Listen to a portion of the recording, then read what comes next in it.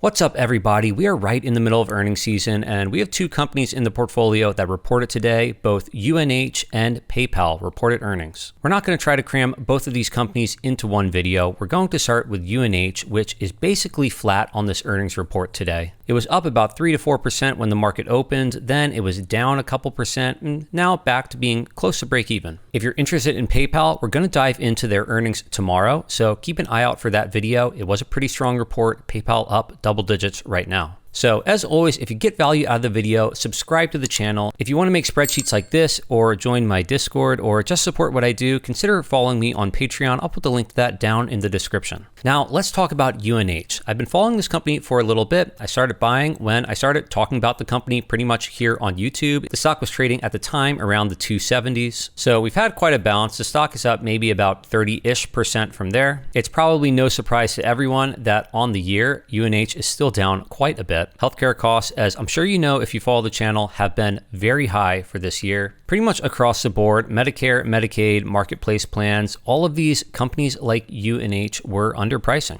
More than half of their book is going to be repriced January 1st of 2026. So honestly, probably a lot of what's driving the stock is what management is saying about next year. The numbers for this quarter itself, much less important, honestly, compared to what management is guiding for, what management says about where they see margins, where they see profitability heading in 2026 and beyond. But even still, before we dive into the call, before we dive into guidance, let's look at the numbers from the quarter because they were actually pretty decent considering what management was saying the last quarter. On the top line, revenue is up 12% year over year, so that is a slight beat. On the bottom line, earnings per share of 260 to 290, depending on which earnings you're looking at. And yes, technically that is a beat compared to what management was guiding for, but last quarter, management really did just slash their guidance into the gutter. I think they were tired of cutting their forecasted earnings for the year every few months, so they just came out and gave horrible guidance last quarter. So yes, while technically all of this is a beat, management was setting the bar low. Costs are still extremely high, although they say in line with where they were guiding for. Net margin of just over 2%, operating margins just a little bit more than that.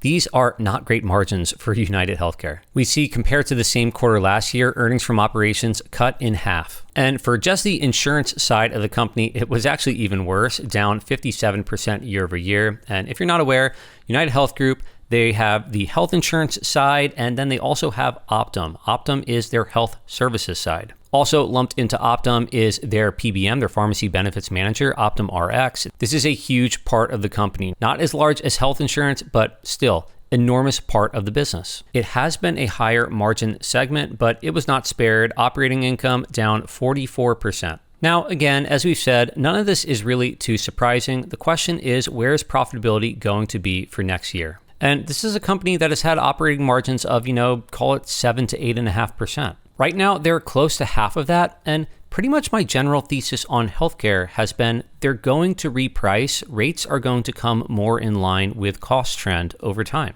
It might take a few rate cycles, so it might take a couple years for profitability to recover, but healthcare really isn't going anywhere. These big players are still going to be here. They're just going to increase their rates to match the cost. And diving into their earnings call, that pretty much matches with what management was saying. Now, unfortunately, because the earnings call just ended maybe an hour ago, I don't have a transcript of the call, but I did take notes as I was listening. So let's go through them. What we're really looking out for is where are rates going? How are these segments getting repriced, across Medicare Advantage, commercial, marketplace? What do they think their profitability is going to look like? And how is the increase in rates going to affect revenue, going to affect top line? Do they think membership will decrease because they're just increasing rates by a significant amount? So let's start with commercial. Commercial is the largest segment for UNH just by membership. This has been a very profitable segment for them right now, sitting only at 3 to 5% operating margins. They're seeing next year this segment being more like 5 to 6% operating margins, and they have a long-term target here of 7 to 9, which actually is basically where they have been.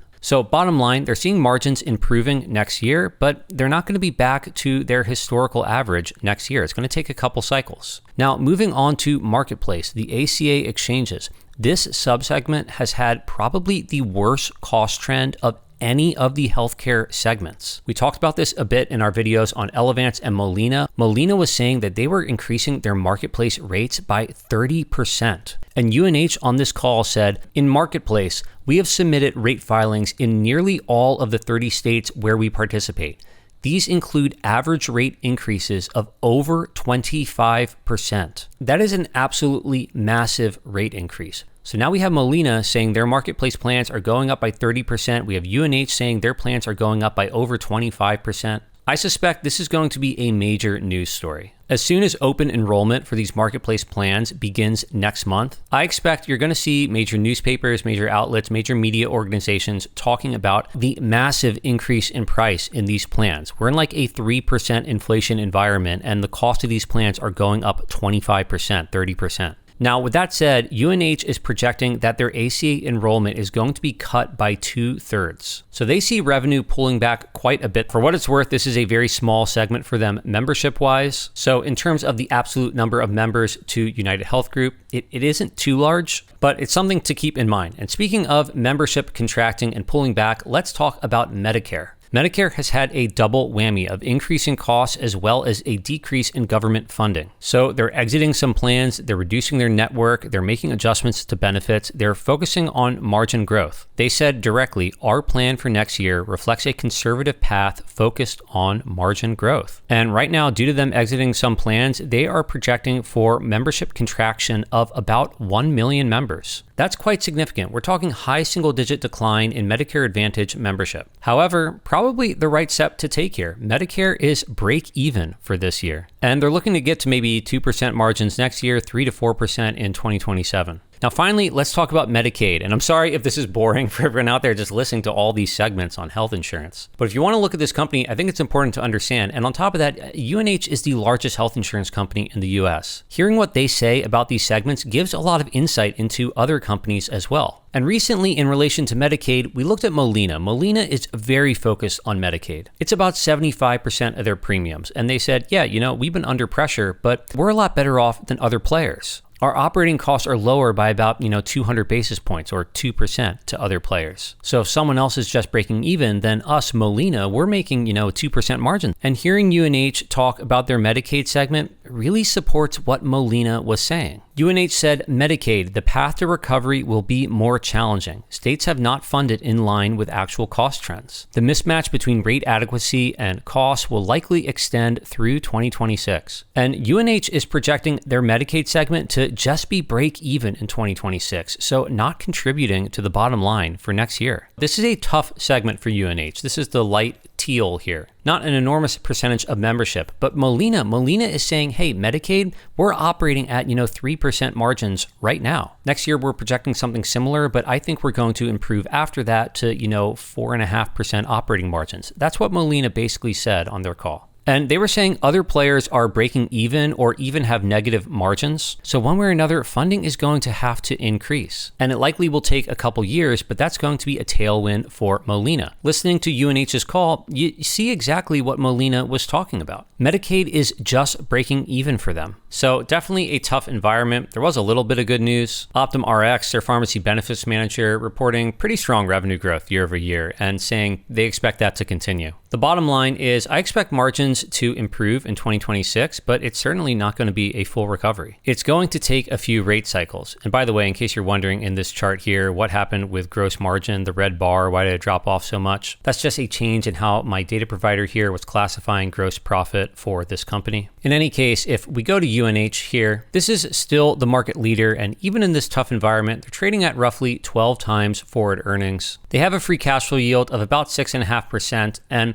they have historically been returning a decent amount of that to shareholders. Now they say they're stopping their buybacks and they're going to focus more on debt repayment, securing their balance sheet. So, typical, a company when they're very expensive, they want to do lots of buybacks. And then when the stock price drops, many companies say, now we want to worry about debt. Really, it should be the other way around, but what can you do? It's a similar story with analysts here. We see back when the stock was really expensive, everyone wanted to buy it. And then, the stock crashes, all the analysts downgrade. Then the stock price bounces back a little bit. We have this, 30-ish% recovery. And all of a sudden, all the analysts, they start upgrading again. Now, with all that said, let's put in some assumptions about the future of this company and see what we expect for a return on our investment if we invest in UNH today. And these forecast models that we do here, you will be able to do on my website. Just so you know, this website, Deep Value Hunter, it's not public right now. I am working on it, but as soon as it's ready, I'll share an alpha with people on Patreon. You will be able to do similar stuff to what I do in Sheets, where you put in assumptions about the future growth and margins of a company, and you can save those assumptions, keep track of them all along with the fair value of companies in your own personal watch list, and see, what that means for a return on your investment, what that means for risk reward and future price in various cases. In any case, for right now, we're still going to use our sheet over here, and the numbers you see here in this sheet are the same numbers I had last time we looked at UNH. And I think I am going to change these a little bit. I'm going to drop down the revenue growth for at least for next year. With membership declining in certain segments, I'm just going to put revenue growth for next year at 0, and then we're going to continue with 8% growth after that. I am going to give them 7.5% operating margins in the long run. Again, they're not going to get there right away. It's going to take them some time, but I think that's reasonable, and it is on the low side of where they have been. Free cash flow margin, I'm going to keep that low for the next couple years and then increasing after that, and I'm going to give this company a 12 times multiple. Now, UNH has averaged more like a 13, 14 times multiple. So if you put in a number like that, you're going to get better results, but I'm going to keep this at 12. And we see that you're getting a 12-ish percent annualized return on UNH with these assumptions. That is a decent return, but with the increase in price, it's not the massive return we were looking at when the stock was trading, around 270. And we were basically looking at